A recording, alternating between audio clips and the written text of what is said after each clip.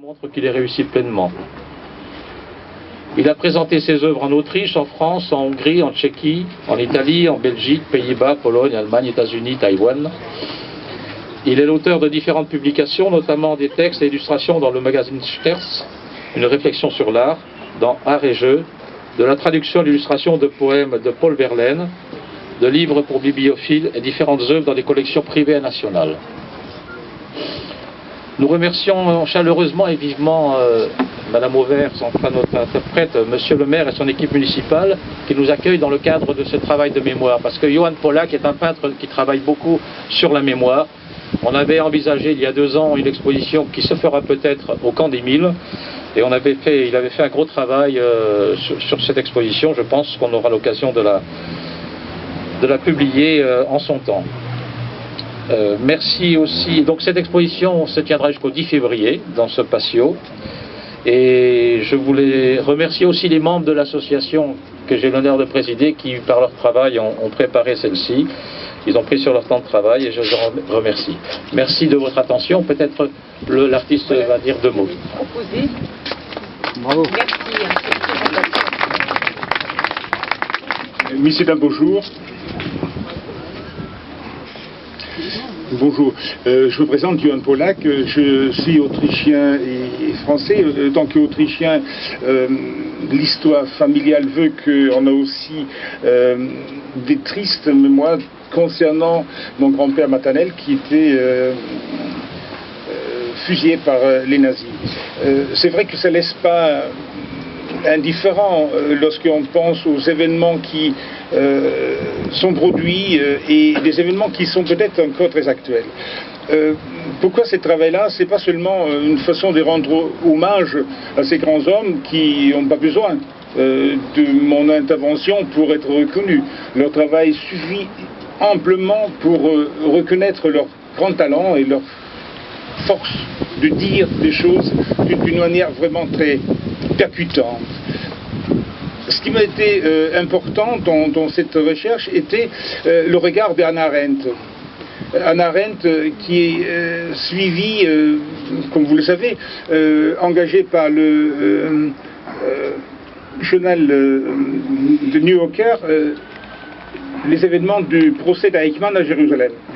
Et ce qu'elle raconte, ce qu'elle nous dit, c'est pour moi extrêmement fort. Et je crois que personne ne peut se défaire de cette image-là lorsqu'elle nous amène vers cette terrible découverte de la banalité du mal.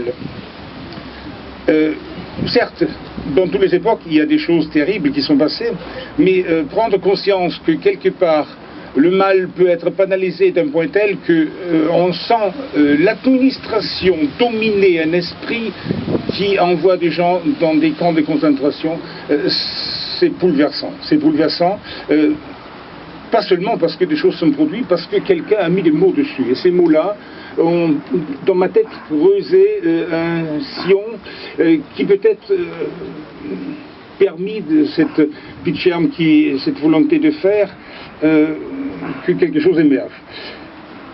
Pour être bref et court, je veux seulement vous poser la question, est-ce que vous pensez qu'aujourd'hui, c'est l'art qui fait que l'histoire de l'art en parle, ou est-ce que c'est l'histoire de l'art qui fait que l'art existe?